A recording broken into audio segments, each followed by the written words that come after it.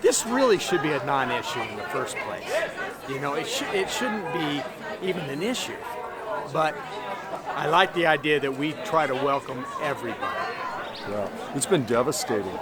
And I have had so many comments from people in our church who have just been in despair about what had happened and hoping that we could do better and that we can be a better church. This week the church tried to close the doors on all kinds of people and on all kinds of diversity. And we're a church that wants to open the doors wider. And so that's our commitment to do that. And it was upsetting to me that the church seemed to take a step backwards globally.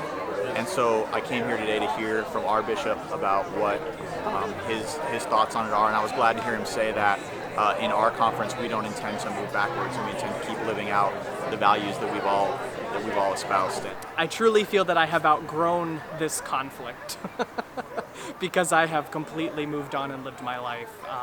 And so it's a very odd feeling.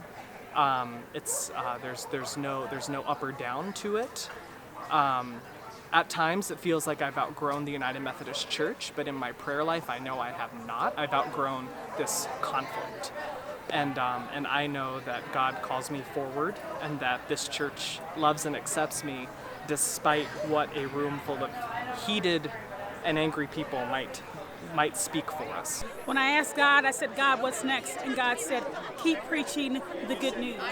So I see myself staying in my pulpit. I see myself continuing to reach out to people like myself who need God. The majority of folks are not at church on a Sunday morning, which means that we have work to do.